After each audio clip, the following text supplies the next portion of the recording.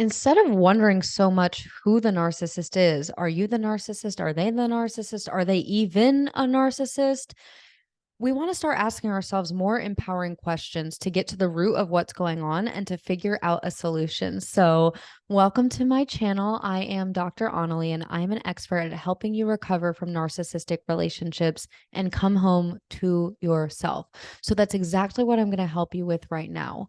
When you are trying to decide who is a narcissist, who's not a narcissist, you're missing the point.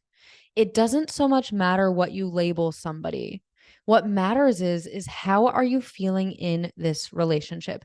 Is this relationship healthy for you? Is this relationship bringing out your best? Is this relationship the more than you can imagine kind of relationship? So often when we are in these kind of relationships, we are operating out of lack and scarcity. We are holding on for dear life that it needs to be this person or it needs to work out with them. And I'll get into that later of why we do that. But for right now, what's a narcissist? What's not a narcissist? Is this a diagnosis? Is this not? So, Dr. Ramani goes a lot deeper on this. So, I'm just going to give you the cliff notes. If you want to go deeper into this subject specifically, go ahead and check out her work. She is amazing. But ultimately, calling somebody a narcissist or saying that somebody has narcissism is not a straight up diagnosis. There is narcissistic personality disorder, and this is characterized by many things, and it takes a long time of actually going through therapy and getting a proper diagnosis. But the thing with this is that that person is going to therapy and is going and seeking a diagnosis because they are aware that this condition is not having them function. And so that's one of the criteria, is that they are not able to be functioning in society. They're not really able to leave the house. They're not able to socialize. They're not able to make a living. And so most likely the person that you are wondering about, they are able to do that. Maybe they might not be that successful, or maybe it's the opposite. They're hyper successful, but I'm assuming that they are able to function and they don't think that they are the problem. So I'm not talking about the specific disorder, which only affects 1 to 6% of the population.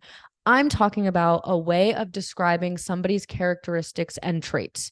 So just like you could call somebody loving, you could call somebody narcissistic. You could call somebody mean, you could call them narcissistic. Narcissistic is a way of describing their behavior. It's also a lack of empathy, a lack of caring, a lack of love towards other people and even themselves. So we don't want to focus on a diagnosis. We're never here to label anybody, to diagnose anybody. But what we do want to take a look at is, are you experiencing narcissistic kind of traits and characteristics from this relationship? Do you constantly feel like you are disempowered? Do you feel like you are not good enough? Do you feel like you jump through every single hoop and it's still not enough? Do you constantly feel like it's your fault? Do you leave the conversation constantly doubting yourself, questioning yourself, replaying the conversation, wishing you said or did not say something? Do you feel more insecure with this person? Do you feel like you're wanting validation and approval? Do you feel like you're questioning your reality and how things went down? When you're dealing with a narcissistic kind of person, you are not going to be happy and you're not going to be in love. We attract in and we are attracted back to narcissistic people when we are feeling insecure. So we may have everything going on. You may be very beautiful, very handsome, very well educated. You may have a great career going on, but yet somehow in this department, you keep falling for people who aren't good for you. And it's because we attract and are attracted to these kind of relationships until we really learn our worth, till we really come home to ourselves and we really validate ourselves, approve of ourselves, and give ourselves every single thing that we are wanting from the narcissist. They are just mirroring back and projecting out our own stories and wounds of, I'm not enough, I'm not lovable, I am not chosen. And so one of the ways that we really heal and recover from these kind of relationships is we start to love ourselves. We start to recover from all of the deep wounds that we keep playing out until we have that opportunity to heal them. And so I always say it's actually a gift if you choose it, that the narcissist is giving you in order for you to come home to yourself and your best self-worth and best self-confidence if you choose to not repeat the cycle and the behavior again. So I invite you to not get so hung up on the terms and what you think they are, if they called you one, and you're not sure if you're one, doesn't matter. What I want you to look at right now is this relationship healthy for me? Am I experiencing more love or am I experiencing more sorrow? Is this really the relationship I think my higher power would want me to be in? Am I fighting for dear life to make this relationship work? Could I see this person as the father or the mother of my children?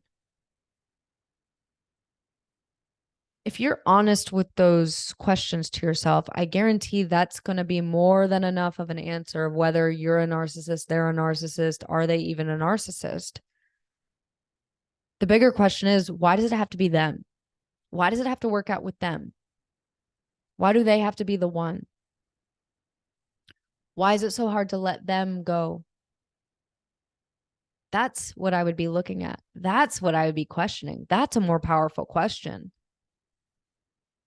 And so one of the main reasons is that we're holding on to the hope of what we thought this relationship could be. But I'm here to break it to you that the beginning of the relationship was never real. It was always just bait at the end of a fishing rod to hook you in. And then who they were once they got you was who they actually were. But so often when we're insecure and we're wounded, we think that it's our fault. It's our fault they changed and they're not as loving and caring and charismatic as they were in the beginning. I got to change. I got to be less annoying. I got to be less clingy. I got to be more beautiful. I got to lose some weight. So if I change something within me, then they're going to go back to how they were in the beginning. And I'm going to do everything I can in my power to do that. And then I'm going to burn out and exhaust myself and deplete myself because it's almost like I'm pushing them even further away from me. How does that make sense? The harder I try, the further they run from me. Because what you're doing has no end goal.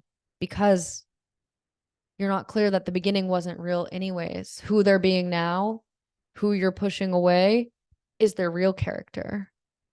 Most likely cold and distant, condescending, rude, not actually loving, doesn't actually care about you. But if you're operating from the insecurity, you will think they're that way because of something you did, instead of the reality they always were that way. They were just wearing a mask. It was an illusion of what went down in the beginning. And now they've just peeled the mask back. They've lifted the veil and now you see who they really are. When you can fully accept that, you will stop blaming yourself. You will stop thinking it's your fault. You will stop them recreating the pattern and attracting in narcissists. That's how you become narcissist proof.